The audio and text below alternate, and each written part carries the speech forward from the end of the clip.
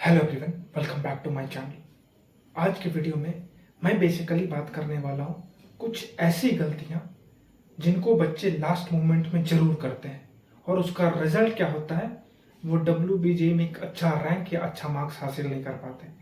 तो आज की वीडियो में हम लोग कुछ गलतियों को समझेंगे और उन गलतियों को हमें अपने WBJ की प्रिपरेशन में नहीं करना है।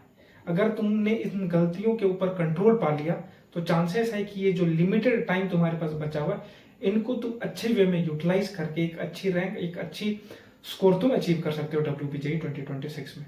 तो चलो इस वीडियो को स्टार्ट करते हैं। सबसे पहली बात, अभी हमारे पास अराउंड 60 डेज का टाइम है। 60 डेज से भी कम टाइम है WBJ 2026 के लिए। अब बहुत बच्चे पैनिक कर गए, बहुत बच्चों ने साल भर पढ़ाई नहीं करी, बहुत बच्चों ने 2 साल तक पढ़ाई नहीं करी।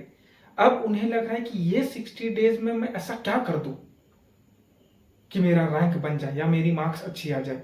और यही 60 डेज में जो तुम पैनिक कर रहे हो, ये पैनिक के वजह से तुम कुछ ऐसी गलतियां कर दोगे जिसके वजह से जो रिजल्ट आने वाला था, जो मार्क्स आने वाले थे, वो भी तुम अचीव नहीं कर पाओगे।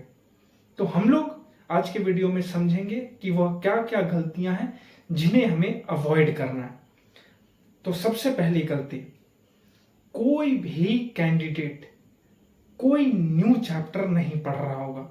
न्यू चैप्टर पढ़ना हमें अवॉइड करना है।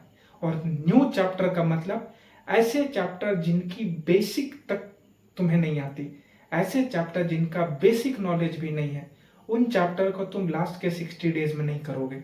अगर तुम फोर्सफुली करने की भी कोशिश करते हो तो उस चैप्टर से जो भी सवाल पूछे जाएंगे WBJ में उनको तुम नहीं सॉल्व करके आ सकते हो। तो न्यू चैप्टर, जिस चैप्टर में हमारा बेसिक नॉलेज जीरो है, उन चैप्टर को हमें अवॉइड करना है फॉर द लास्ट 60 डेज। ये पहली गलती।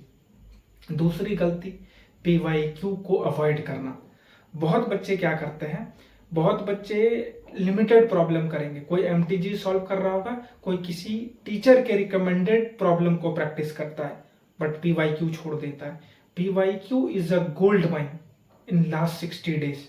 PYQ एक गोल्ड माइन की तरह साबित होगा लास्ट के 60 डेज में। तो PYQ को बिल्कुल अवॉइड नहीं करना। और PYQ से रिलेटेड बच्चों का सवाल रहता है कि भैया कितने ईयर का PYQ।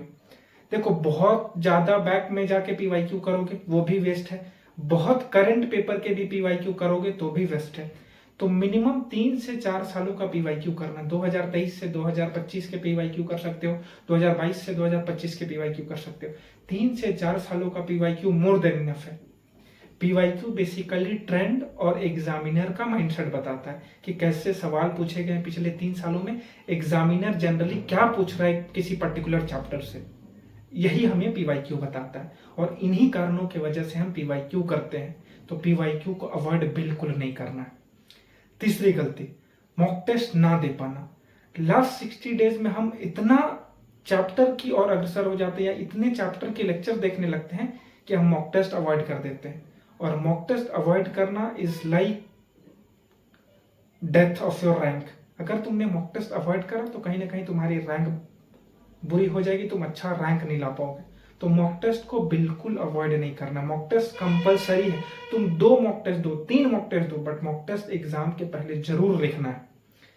अब तुम में से बहुत बच्चों का सवाल रहता है कि भैया मॉक टेस्ट कहाँ से दो, कौन से मॉक टेस्ट बेस्ट होते हैं, कौन से मॉक टेस्ट हमें WBJ के लिए देनी चाहिए। तो मॉक टेस्ट तुम WBJ के पास्ट ईयर के पेपर को दे सकते हो। जिस ईयर के सवाल को तुम नहीं सॉल्व करोगे PYQ सॉल्व करते वक्त, उस ईयर के पेपर को तुम एज अ मॉक टेस्ट दे दो। जैसे तुमने 23 से 25 तक का PYQ करा प्रैक्टिस के लिए, 2022 का पेपर दे दो, 2021 का पेपर दे दो, 2020 का पेपर दे दो। जिन सवालों को तुम PYQ करते वक्त नहीं सॉल्व करते, या जिन चैप्टर के सवालों को या जिस ईयर के सवालों को तुम नहीं सॉल्व करते PYQ करते वक्त, उसको तुम एज अ मॉक टेस्ट दे सकते हो और वही बेस्ट रहता है।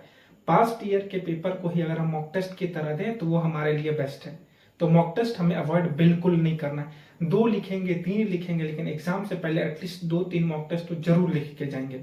और पैरेलल में उसकी एनालिसिस, ये नहीं कि एक मॉक टेस्ट दिया फिर अगले मॉक टेस्ट में चले गए, फिर थर्ड मॉक टेस्ट में चले गए, नहीं। हर मॉक टेस्ट के बाद एनालिसिस। जितना बेहतर एनालिसिस होगा उतना ही बेहतर तुम्हारा मॉक टेस्ट में स्कोर इंप्रूव होगा। पहला मॉक टेस्ट में 60 आया तो अगले में 80 आए, तभी आ सकता है जब तुम अच्छे से एनालिसिस करोगे। तो मॉक टेस्ट इज कंपलसरी, कोई भी कैंडिडेट मॉक टेस्ट को अवॉइड नहीं करेगा। Fourth, over consumption of content. Last के 60 डेज में तुम इतने परेशान हो कि तुम्हें लगता है भाई कोई सा भी यूट्यूब में वीडियो है उसको मैं देखूं, उसको देख के उसे अप्लाई करो और अपना रिजल्ट को अच्छा करो। इसी चक्कर में तुम क्या करते हो, लास्ट के 60 डेज में पिछले 2 सालों में जितना कंटेंट कंज्यूम नहीं करा उनको तुम 60 डेज में ही कर जाते हो, और इसका रिजल्ट बहुत बुरा आता है, बहुत बुरा होता है। तुम्हारी रैंक नहीं बनती, तुम अच्छा मार्क्स स्कोर नहीं करते हो। तो ओवर कंजम्पशन ऑफ कंटेंट भी नहीं करना है। अभी बहुत से यूट्यूब में वीडियो आएंगे, बहुत स्ट्रेटजी वाली वीडियो आएगी, 60 डेज में जादवपुर, 30 डेज में जादवपुर, 10 चैप्टर में जादवपुर, 15 चैप्टर में जादवपुर, 20 चैप्टर में जादवपुर, ऐसी वीडियोस भर जाएंगी यूट्यूब में। इनसे बचना है, over consumption of content avoid करना है हमें। फोर्थ गलती। फिफ्थ और लास्ट, रिवीजन और फॉर्मूला प्रैक्टिस नहीं करना। बहुत बच्चे रिवीजन नहीं करते हैं। अभी भी मैं जानता हूं कि बहुत बच्चों ने रिवीजन नहीं करा होगा अपने पास चैप्टर का। रिवीजन अवॉइड नहीं करना है, क्योंकि हम 1 चैप्टर 2 चैप्टर पढ़ के एग्जाम देने नहीं जा रहे हैं। 30 चैप्टर 40 चैप्टर पढ़ के एग्जाम लिखने जाएंगे। 30 चैप्टर 40 चैप्टर को अगर हम रिवाइज नहीं करेंगे तो एग्जाम में हम डिलीवर नहीं कर सकते हैं।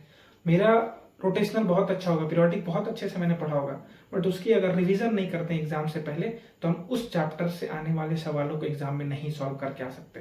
तो रिवीजन अवॉइड नहीं करना है।